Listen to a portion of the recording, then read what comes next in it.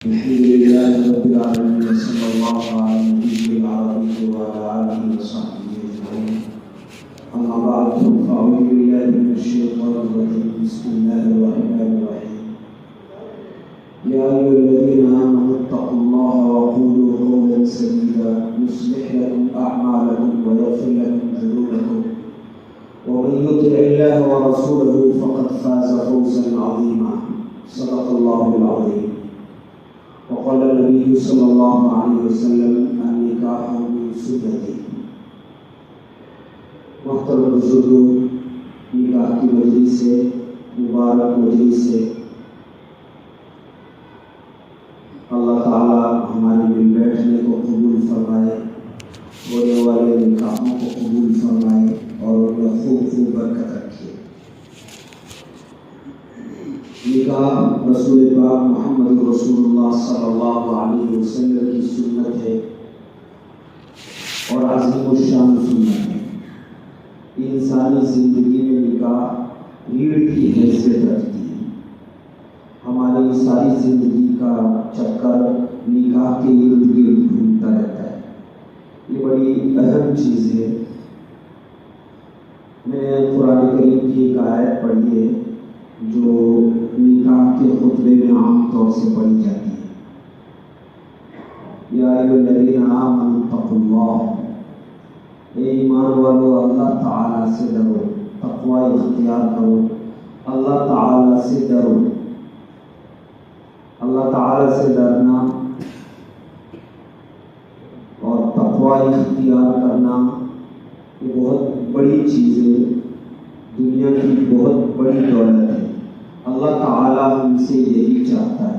قرآن کریم میں جگہ جگہ اللہ تعالیٰ نے فرمایا ہے، اور عام طور سے جو نکاح کے خطبے میں 3 آیتیں پڑھی جاتی ہیں، تینوں ہی میں اللہ رب العزت کا یہ حکم ہے کہ ایمان والو تقوی اختیار کرو، اللہ تعالیٰ سے ڈرو.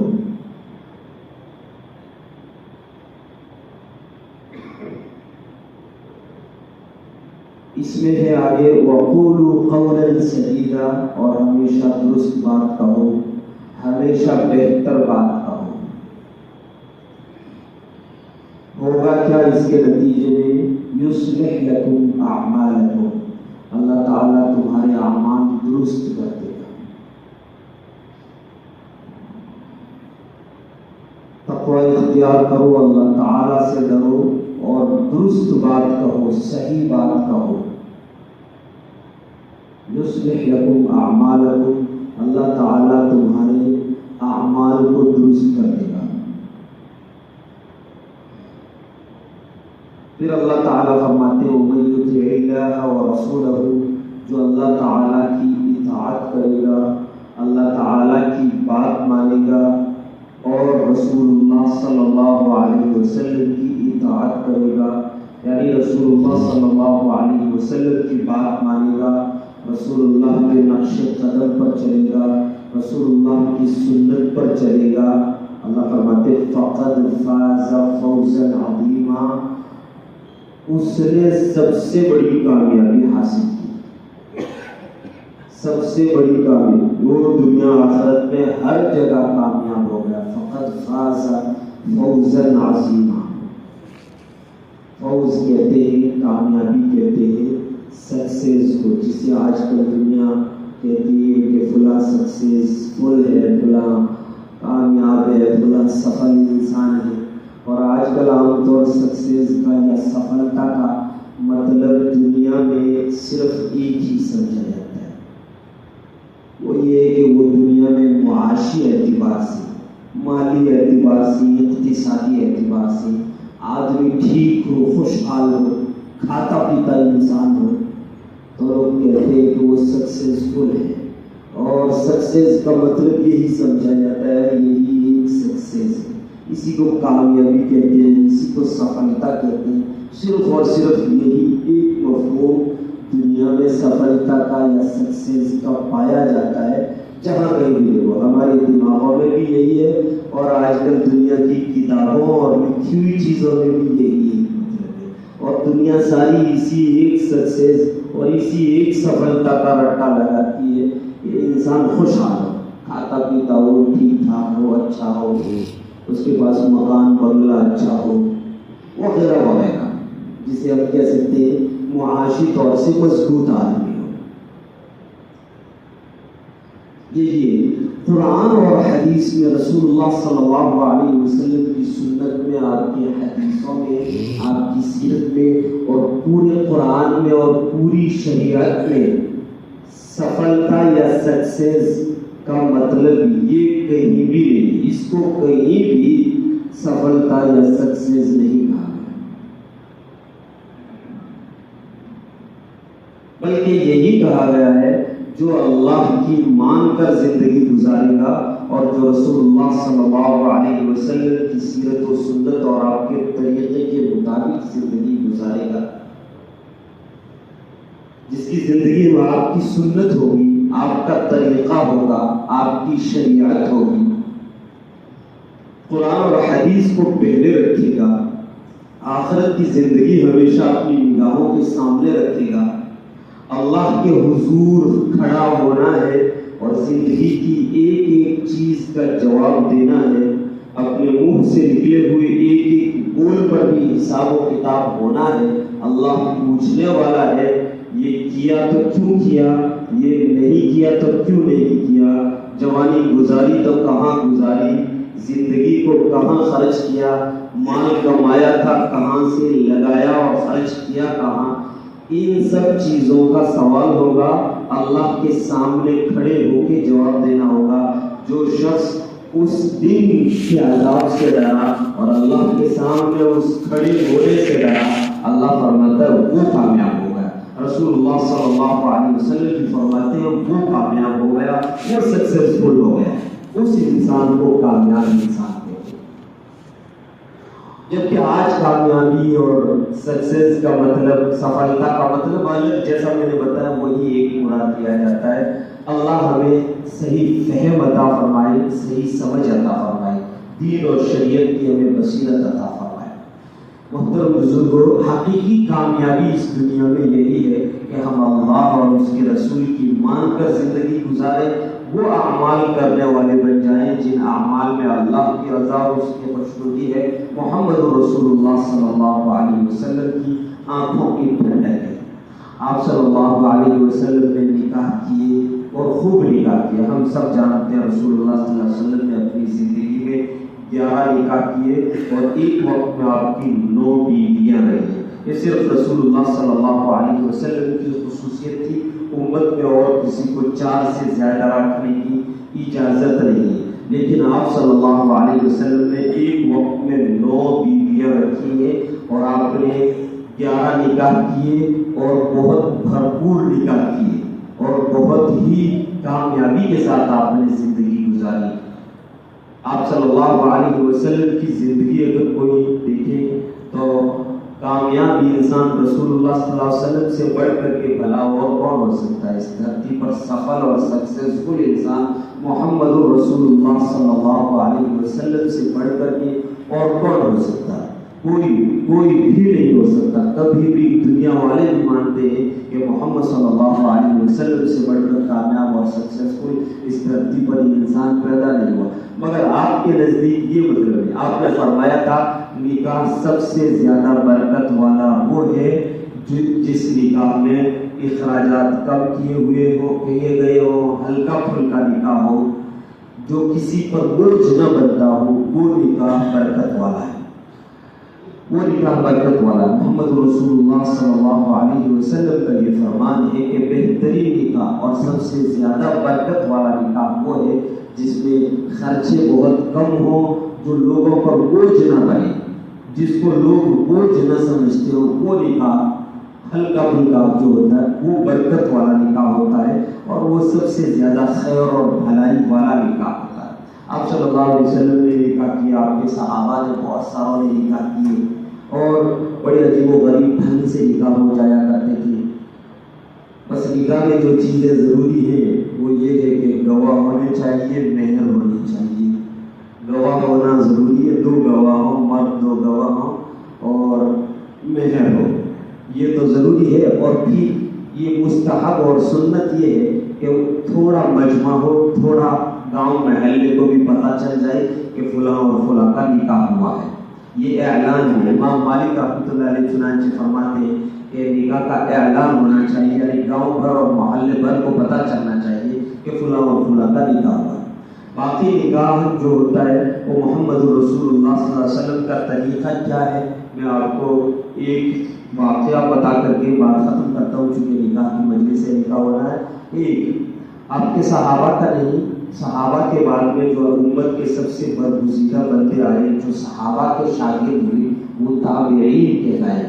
رسول اللہ صلی اللہ علیہ وسلم کے جو براہ راست فیض پانے والے اور آپ سے دین حاصل کرنے والے، پڑھنے اور سیکھنے والے تھے، وہ تو صحابہ کہلائے، اور صحابہ سے جنہوں نے دین کو سیکھا، شریعت کو سیکھا، قرآن اور حدیث کو سیکھا، وہ تابعین کہلاتے۔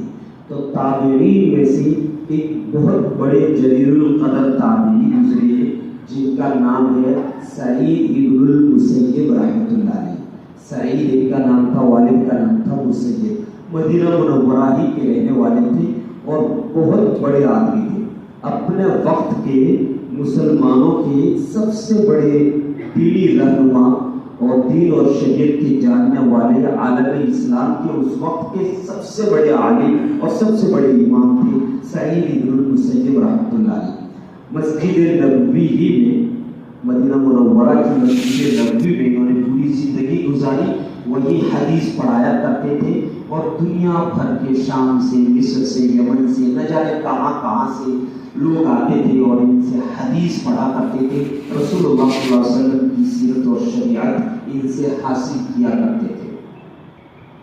ان کی ایک بیٹی تھی، خوبصورت بھی تھی اور انہوں نے اسے پڑھایا بھی خوب تھا۔ اس وقت حدیث اور فقہ، یہی علوم، اسلامی علوم ہی اس وقت دنیا میں رائج تھے۔ دنیا میں تو اندھیرا ہی اندھیرا تھا، نور وہی تھا جو محمد رسول اللہ صلی اللہ علیہ وسلم لے کے آئے تھے، وہ شریعت کا اور شریعت کے علم کا نور تھا۔ تو انہوں نے اپنی بیٹی کو پورا قرآن کریم کی تفسیر، تمام احادیث، فقہ سب کچھ پڑھایا تھا۔ چنانچہ ان کی بیٹی ایک وقت میں قرآن کریم کی مفسر بھی تھی، حدیث رسول صلی اللہ علیہ وسلم کی بہت بڑی ماہر محدثہ بھی تھی، اور فقیہ اور مفتیہ بھی تھی اپنے وقت کے۔ جیسے آج کل مردوں میں مفتی نہیں ملتے، وہ عورتوں میں بہت بڑی مفتیاں بھی تھی۔ بہرحال انہوں نے خوب پڑھایا بھی اور خوب اچھی پرورش بھی کی، اور ایسی بات کمال تھی کہ اس وقت کا جو بادشاہ تھا، اس وقت کا غالب الولید، جس کی اس وقت تقریباً آدھے سے زیادہ ایشیا پر اور افریقہ کے بہت بڑے حصے پر اس وقت مسلمانوں کی حکومت قائم ہو چکی تھی، اور اس پوری حکومت کا ایک ہی مسلم حکمراں ہوا کرتا تھا۔ آج تو عرب ملکوں میں 27 چھوٹے چھوٹے ملک بنے ہوئے ہیں اور چھوٹے چھوٹے بادشاہ، اس وقت اس پوری دنیا کا، اسلامی دنیا کا ایک ہی بادشاہ ہوا کرتا تھا۔ اس بادشاہ نے سعید ابن مسیب رحمۃ اللہ علیہ کی اس بیٹی کو اپنے شہزادے کے لیے، پرنس کے لیے، جو آنے والے وقت میں بادشاہ کنگ بننے والا تھا، اسلامی سلطنت کا خلیفہ بننے والا تھا، اس کے لیے منگنی کا پیغام دیا۔ سعید ابن مسیب رحمۃ اللہ علیہ نے بادشاہ وقت کو منع کر دیا، صاف منع کر دیا کہ میری بیٹی اس لائق نہیں کہ بادشاہوں کے محلوں میں زندگی گزارے۔ پھر انہوں نے اپنی بیٹی کا نکاح کیسے کیا، اس سے ہم اندازہ لگا سکتے ہیں کہ اس وقت کے بڑے بڑے لوگوں کے نزدیک دنیا کا کیا معیار ہوا کرتا تھا، اور دین کا مفہوم ان کے دماغوں میں کیا ہوتا تھا، اور زندگی کا معنی وہ کیا سمجھتے تھے۔ وقت کا سب سے بڑا بادشاہ مانتا ہے ان کی بیٹی کو اور منع کر دیتے۔ یہ حدیث پڑھاتے تھے، اور حدیث میں چونکہ پڑھنے والے طلبہ کون ہوتے ہیں، ظاہر ہے ان کے پاس نہ بہت زیادہ مال ہوتا ہے، نہ ثروت ہوتی ہے، نہ تجارت ہوتی ہے، وہ صرف حدیث میں لگے رہتے تھے، قرآن کریم میں لگے رہتے تھے۔ ان کے پاس مجمع آتا تھا، ایسے 400-500 طلبہ آتے تھے، جو باہر کے بھی ہوتے تھے، مکے کے بھی ہوتے، مدینے کے بھی ہوتے تھے، یہ ہمیشہ مسجد نبوی میں ان سے پڑھتے تھے۔ ایک طالب علم تھے جو حدیث پڑھنے کے لیے آیا کرتے تھے، مدینہ منورہ ہی کے رہنے والے تھے، دیندار آدمی تھے، بھلے آدمی تھے. یہ سبق پڑھاتے تھے، آگے ہی بیٹھتے تھے، سب سے پہلی صف میں رہتے تھے. 3 دن تک یہ سبق میں موجود رہی تھی. 3 دن سبق سے یہ غیر حاضر تھی. چوتھے دن جب یہ سبق میں آئے تھے تو ان سے پوچھا کہ کیا بات ہے، تم کیوں 3 دن سے غیر حاضر تھے؟ تو انہوں نے کہا کہ میری بیوی کا انتقال ہو گیا تھا. ابھی نوجوان تھی، بیوی بھی نوجوان تھی. وہ کہا میری بیوی کا انتقال ہو گیا اور 3 دن تک میں جو لوگ تعزیت کے لیے آتے گھر پہ ان کی تعزیت قبول کرتا تھا اور گھر پہ بیٹھا رہا 3 دن تک. کیونکہ رسول اللہ صلی اللہ علیہ وسلم کا بھی طریقہ اور اسلامی طریقہ یہی ہے کہ 3 دن تک اگر گھر میں کسی کی موت ہو جائے تو تعزیت کرنے والوں کی تعزیت قبول کریں اور آپ وہاں بیٹھے رہیں. چوتھے دن میں سبق میں آ گیا. انہوں نے سبق پڑھا دیا، جتنی حدیثیں پڑھانی تھی پڑھا دی. جب سبق ختم ہوا، حدیث پڑھ کر کے حدیث کے تمام طلباء اٹھ کر کے جانے لگے تو ان سے پوچھا، ان کو کہا تم رک جاؤ. پوچھا کہ تم نکاح کرنا چاہو گے دوسرا؟ تو انہوں نے کہا کہ ابھی میرے پاس اتنی حیثیت نہیں ہے. میں پڑھتا ہوں، حدیث لکھتا ہوں، قرآن کریم کی تفسیر پڑھتا ہوں، آپ کی مجلس میں یہی مسجد میں بیٹھا رہتا ہوں. گھر میرا ایک کمرہ ہے، صرف ایک کمرہ ہے. انہوں نے کہا میرا صرف ایک کمرہ ہے، اس کے علاوہ کچھ اور نہیں ہے، اور مہر بھی میرے پاس دینے کے لیے کچھ ہے نہیں. تو حضرت سعید ابن مسیب نے کہا کہ تم نکاح تو کرو گے نا، کرنا تو چاہتے ہو نا، باقی سب اللہ اس پہ برکت دیتا ہے. اور قرآن کریم میں اللہ تعالیٰ خود فرماتا ہے، تم نکاح کرو، اللہ تعالیٰ تمہاری زندگی میں برکت عطا کرے گا، تمہاری اولاد کو بھی اللہ دے گا، تمہاری بیوی کے بھی خرچے اللہ پورے کرے گا، اور تمہارے گھر میں بھی خوب برکتیں رکھے گا. اللہ فرماتا ہے اگر نکاح سنت کے مطابق ہو اور شریعت کے مطابق ہو تو پھر انسان کو ان سب چیزوں کی فکر نہیں کرنی چاہیے، یہ سب اللہ پر چھوڑ دینا چاہیے. ہماری پریشانی یہ ہے کہ ہم اللہ تعالیٰ پر اپنے معاملات کو چھوڑتے ہی نہیں. ہم سوچتے اپنی عقل پر سوچتے ہیں کہ ہم کتنا کہاں سے کمائیں گے، ہم کتنا کہاں سے کیا حاصل کریں گے وغیرہ وغیرہ. ہم اپنی ہی دماغ اور اپنی ہی صلاحیتوں پر اعتماد کرتے ہیں، جبکہ اللہ تعالیٰ کہتے ہیں کہ تم اللہ پر بھروسہ کر کے کام کرو، اس کام میں اللہ خوب برکتیں دے گا. تو جو سنت ہے رسول اللہ صلی اللہ علیہ وسلم کا طریقہ ہے نکاح، اگر ہم وہ کریں گے تو پھر اللہ فرماتا ہے اس میں خوب برکت. حضرت سعید ابن مسیب نے ان سے فرمایا باقی تمام کے تمام کام اللہ بنائیں گے، تم اپنے طور سے نکاح کرنے کے لیے تیار ہو نا؟ تو انہوں نے کہا کہ ہاں، اگر کوئی اچھی بیوی ملی تو انشاءاللہ میں نکاح کر لوں گا. اچھا، اور سعید ابن مسیب نے جو بادشاہی وقت کو منع کیا تھا، پوری اسلامی دنیا میں یہ چرچا ہو گیا تھا، کیونکہ یہ مسلمانوں کے سب سے بڑے امام تھے، سب سے بڑے عالم دین تھے. اس وقت کی پوری دنیا میں کوئی ان سے بڑا عالم دین، ان سے بڑا محدث اور فقیہ دھرتی پر موجود نہیں تھا، اس لیے ساری دنیا میں چرچا ہو گیا تھا. انہوں نے منع کیا. انہوں نے جب کہا کہ ہاں میں نکاح کے لیے تیار ہوں، اگر کوئی مناسب بیوی ملی تو میں نکاح کروں گا، تب انہوں نے اپنے جو شاگرد جا رہے تھے، جو طلبا تھے، ان کو کہا یہ لوگ واپس آؤ تھوڑے. تو کچھ لوگ واپس آ کر کے بیٹھے. انہوں نے خطبہ نکاح پڑھا خود حضرت سعید ابن مسیب نے، اور کہا میں اپنی بیٹی کا نکاح تم سے کرواتا ہوں، وہی فلاں بیٹی. جبکہ وہ بادشاہ کے لڑکے تھے، وہ بادشاہ جس کی پورے 2 بر اعظم و ایشیا اور افریقہ پر حکومت ہے، اس بادشاہ کے لڑکے کو منع کیا تھا. اور یہ جو کہتا میرے پاس صرف ایک کمرہ بنا ہوا ہے اور مہر دینے کے لیے میرے پاس کچھ نہیں. انہوں نے نکاح کر دیا اس سے. کیوں کیا؟ رسول اللہ صلی اللہ علیہ وسلم فرماتے ہیں کہ عورت سے جو نکاح کیا جاتا ہے وہ عام طور سے آپ نے عورت کا کہا، مگر دونوں جانب سے چاروں ہی چیزیں دیکھنی چاہیے، دونوں جانب سے. آپ نے عورت کے حدیث میں جو لفظ ہے عورت کے بارے میں یہ کہا ہے کہ عورت سے جو نکاح کیا جاتا ہے یا تو اس کے حسب نسب کو دیکھ کر کے کیا جاتا ہے، اس کے خاندان ہوگی، بڑے خاندان والی ہوگی تو اس سے کوئی بھی نکاح کرنا چاہے گا. یا عورت سے جو نکاح کیا جاتا ہے اس کا مال دیکھ کر کے بڑی مالدار عورت ہے اس وجہ سے اس سے نکاح کیا جاتا ہے، یا عورت سے نکاح کیا جاتا ہے اس کا حسن و جمال اور اس کی خوبصورتی دیکھ کر کے، کوئی بھی خوبصورت عورت حسین جمیل ہوگی تو کوئی بھی اس سے نکاح کرنا چاہے گا۔ چوتھی چیز عورت سے نکاح کیا جاتا ہے اس کی دینداری اور اس کی شریعت اور دین کو دیکھ کر کے۔ یہ چار چیزیں آپ نے بتائی کہ ان چار چیزوں کو دیکھ کر کے عام طور سے نکاح کیا جاتا ہے۔ دنیا والے سبھی یہ چار چیزیں دیکھتے، پھر آپ فرماتے ہیں تم دین والے کو دیکھو، تم دین والے۔ آپ صلی اللہ علیہ وسلم کا فرمان ہے، ہمارے اور آپ کے آقا محمد رسول اللہ صلی اللہ علیہ وسلم کا فرمان ہے تم دین والے کو لو، دین والے کو پسند کرو، دین والے کو دیکھو۔ دین کس کا اچھا ہے، شریعت کس کی اچھی ہے، دین و شریعت پر چلنے والی، سنت رسول پر چلنے والی دیندار خاتون کو پسند کرو، یہ تمہارے لیے بہتر ہے۔ تو حضرت سعید بن مسیب جیسا محدث اور فقیہ اس سے بڑھ کر کے اور کون جانتا تھا؟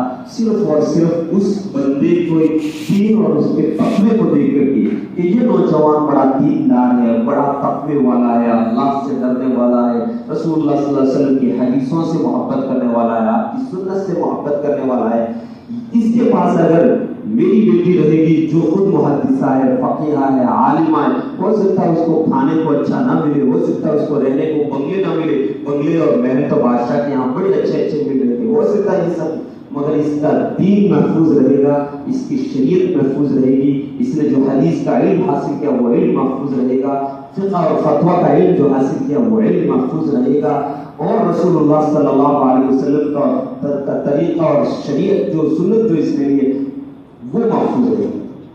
چنانچہ انہوں نے انہی سے اپنی اسی بیٹی کا اسی مجلس میں نکاح کروا دیا، نکاح ہو گیا، یہ بندے اپنے گھر چلے گئے، حیرت میں تھے، یہ کہتے ہیں کہ مجھے کچھ سمجھ میں نہیں آ رہا تھا کہ یہ کیا سعید بن مسیب سچ کہہ رہے ہیں کہ نکاح کروائیں گے اپنی بیٹی کا یا مذاق کر رہے ہیں۔ بادشاہ کے لڑکے کو، شہزادے کو اپنی بیٹی دی، مجھے دے دیں۔ یہ میں کہانی نہیں سنا رہا ہوں دوستوں بزرگوں، سعید بن مسیب براہ راست علی اور عثمان اور عمر رضی اللہ تعالیٰ عنہ کے شاگرد تھے، ان کے خاص شاگرد تھے اور بڑی مشہور اسلامی شخصیت ہے، پڑھے لکھے علماء، بچہ بچہ جانتا ہے کہ سعید بن مسیب کون انسان تھے اور کتنا مقام ان کا بلند تھا۔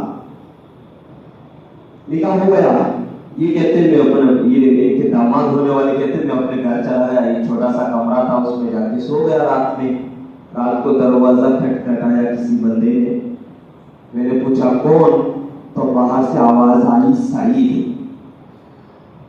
سعید بن مسیب کا مقام سمجھو، یہ کہتے ہیں کہ مدینہ منورہ میں جتنے سعید تھے سب میرے دماغ میں آئے کہ کون سعید آیا ہوگا، کون سعید آیا ہوگا۔ ایک سعید بن مسیب میرے دماغ میں نہیں آئی، کیوں نہیں آئی؟ یہ کہتے ہیں کہ 40 سال میں مدینہ منورہ میں 40 سال کے اندر سعید بن مسیب کو کسی شخص نے مسجد نبوی اور ان کے گھر، دو جگہ کے علاوہ تیسری جگہ 40 سالوں میں کسی شخص نے دیکھا ہی نہیں۔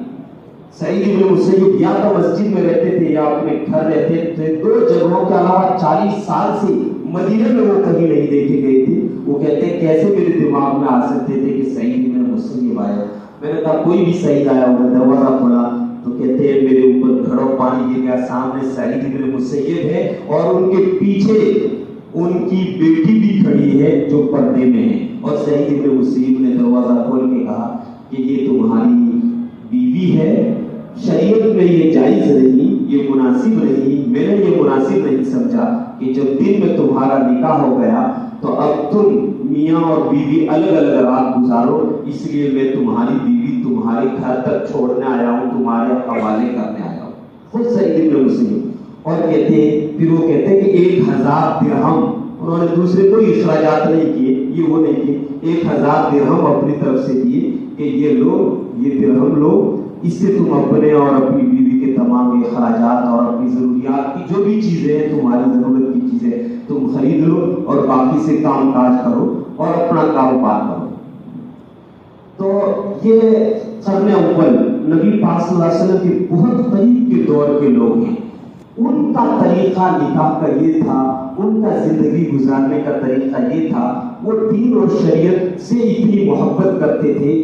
کامیابی کا مفہوم فقد فاز فوزا عظیما، جو اللہ تعالیٰ فرماتے من یطع اللہ ورسولہ فقد فاز فوزا عظیما، جو اللہ کی اطاعت کرے، اللہ کی مانے اور رسول اللہ کی مانے، فقد فاز فوزا عظیما، اس نے دنیا میں بڑی کامیابی حاصل کر لی. اس کا مفہوم ان لوگوں سے زیادہ اور کون بہتر جانتا تھا.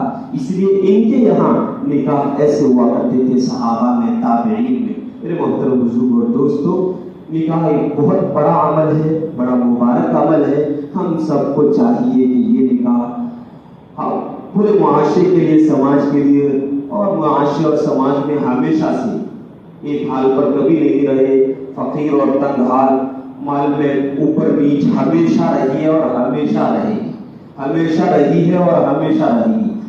تو ایسا طریقہ اور ایسا رواج پائے کہ کسی کے لیے بوجھ نہ بنے. یہی رسول اللہ کا طریقہ ہے جس پر ہر شخص چل سکے، معاشرے اور سماج کا ہر بندہ جس نکاح کے عمل کو آسانی سے کر سکے، کبھی اپنے لیے بوجھ نہ سمجھے. وہ اگر طریقہ ہم اپنائیں تو رسول اللہ کے اور اللہ کے حکموں کے مطابق ہوگا انشاءاللہ تعالی.